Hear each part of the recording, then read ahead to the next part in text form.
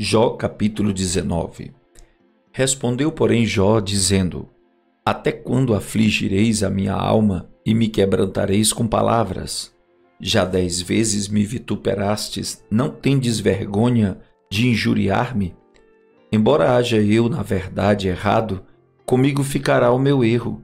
Se devera vos quereis engrandecer contra mim e arguir-me pelo meu opróbrio, sabei agora que Deus é o que me transtornou e com a sua rede me cercou. Eis que clamo violência, porém não sou ouvido. Grito socorro, porém não há justiça. O meu caminho ele entrincheirou, já não posso passar, e nas minhas veredas pôs trevas. Da minha honra me despojou e tirou-me a coroa da minha cabeça. Quebrou-me de todos os lados, e eu me vou, e arrancou a minha esperança como a uma árvore. E fez inflamar contra mim a sua ira, e me reputou para consigo como a seus inimigos. Juntas vieram as suas tropas, e prepararam contra mim o seu caminho, e se acamparam.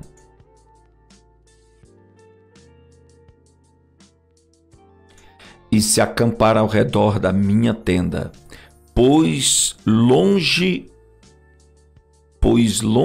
de mim há meus irmãos, e os que me conhecem, como estranhos, se apartaram de mim. Os meus parentes me deixaram e os meus conhecidos se esqueceram de mim. Os meus domésticos e as minhas servas me reputaram como estranho e vim a ser um estrangeiro aos seus olhos. Chamei a meu criado e ele não me respondeu. Cheguei a suplicar-lhe com a minha própria boca. O meu hálito se fez estranho à minha mulher, tanto que supliquei o interesse dos filhos do meu corpo. Até os pequeninos me desprezam e, levantando-me eu, falam contra mim. Todos os homens da minha confidência me abominam e até os que eu amava se tornaram contra mim. Os meus ossos se apegaram à minha pele e à minha carne, e escapei só com a pele dos meus dentes. Compadecei-vos de mim, amigos meus, compadecei-vos de mim, porque a mão de Deus me tocou.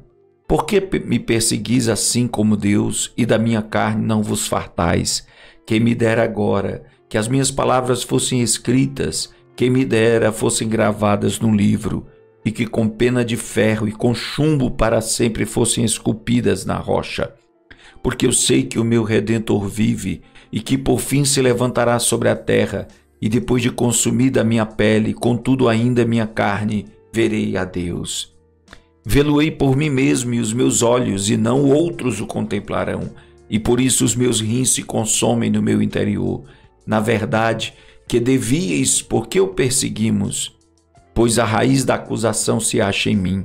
Temei vós mesmos a espada, porque o furor traz os castigos da espada, para saberdes que há um juízo. Jó capítulo 20. Então respondeu Zofar, o Naamatita, e disse: Visto que os meus pensamentos me fazem responder, eu me apresso. Eu ouvi a repreensão que me envergonha, mas o espírito do meu entendimento responderá por mim. Porventura não sabes tu que desde a antiguidade, desde que o homem foi posto sobre a terra, o júbilo dos ímpios é breve e a alegria dos hipócritas momentânea? Ainda que a sua altivez suba até o céu e a sua cabeça chegue até as nuvens, contudo, como o seu próprio esterco, perecerá para sempre, e os que viam dirão: onde está? Como um sonho voará e não será achado, e será afugentado como uma visão da noite. O olho que já o viu jamais o verá, nem o seu lugar o verá mais. Os seus filhos procurarão agradar aos pobres, e as suas mãos restituirão os seus bens. Os seus ossos serão cheios do vigor da sua mocidade, mas este se deitará com ele no pó. Ainda que o mal lhe seja doce na boca, e ele o esconda debaixo da sua língua, e o guarde e não o deixe, antes o retenha no seu paladar, contudo a sua comida se mudará nas suas entranhas. Fel de áspide será interiormente, engoliu riquezas, porém vomitá-las-á, do seu ventre Deus a lançará. Veneno de áspide sorverá, língua de víbora o matará. não verás correntes, os rios e os ribeiros de mel e manteiga. Restituirá o seu trabalho e não o engolirá, conforme ao poder de sua mudança, e não saltará de gozo. Porquanto oprimiu e desamparou os pobres, e roubou a casa que não edificou. Porquanto não sentiu o sossego do seu ventre, nada salvará das coisas por ele desejadas. Nada lhe sobejará do que coma, por isso as suas riquezas não durarão. Sendo plena a sua abastança, estará angustiado, toda a força da miséria virá sobre ele. Mesmo estando ele a encher a sua barriga, Deus mandará sobre ele o ardor da sua ira, e a fará chover sobre ele quando for comer. Ainda que fuja das armas de ferro, o arco de bronze o atravessará.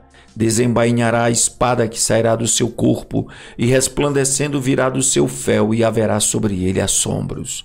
Toda a escuridão se ocultará nos seus esconderijos, um fogo não assoprado o consumirá. Irá mal com o que ficar na sua tenda.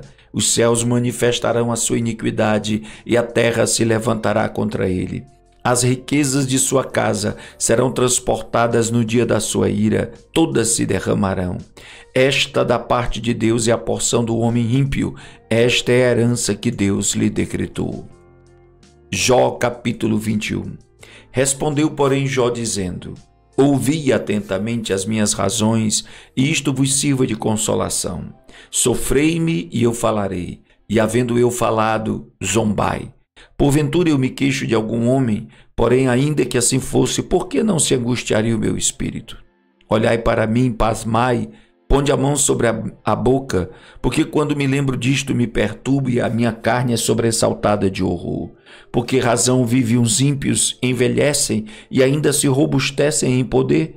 A sua descendência se estabelece com eles perante a sua face e os seus renovos perante os seus olhos. As suas casas têm paz, sem temor, e a vara de Deus não está sobre eles. O seu touro gera e não falha, pare a sua vaca e não aborta. Fazem sair as suas crianças como a um rebanho e seus filhos andam saltando, levantando a voz ao som do tamboril e da harpa, e alegram-se ao som do órgão. Na prosperidade gastam seus dias, e num momento descem à sepultura. E todavia dizem a Deus: retira-te de nós, porque não desejamos ter conhecimento dos teus caminhos. Quem é o Todo-Poderoso para que nós o sirvamos, e que nos aproveitará que lhe façamos orações? Vede, porém, que a prosperidade não está nas mãos deles. Esteja longe de mim o conselho dos ímpios. Quantas vezes sucede que se apaga a lâmpada dos ímpios e lhes sobrevém a sua destruição? E Deus na sua ira lhes reparte dores, porque são como a palha diante do vento e como a pragana que arrebata o redemoinho. Deus guarda a sua violência para seus filhos e dá-lhe o pago para que o conheça. Seus olhos verão a sua ruína, e ele beberá do furor do Todo-Poderoso. Porque que prazer teria sua casa depois de morto, cortando-se-lhe o número dos seus meses? Porventura a Deus se ensinaria ciência, a ele que julga os excelsos? Um morre na força da sua plenitude, estando inteiramente sossegado e tranquilo, com seus baldes cheios de leite e a medula dos seus ossos umedecida. E outro, ao contrário, morre na amargura do seu coração, não havendo provado do bem. Juntamente jazem no pó, e os vermes os cobrem.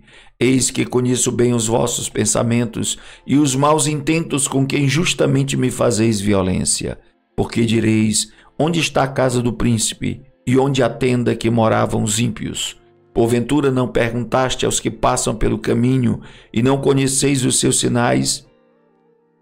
Que o mal é preservado para o dia da destruição e arrebatado no dia do furor? Quem acusará diante dele o seu caminho, e quem lhe dará o pago do que faz? Finalmente é levado à sepultura, e vigiam-lhe o túmulo. Os torrões do vale lhe são doces, e o seguirão todos os homens, e adiante dele foram inumeráveis. Como, pois, me consolais com vaidade? Pois nas vossas respostas ainda resta a transgressão.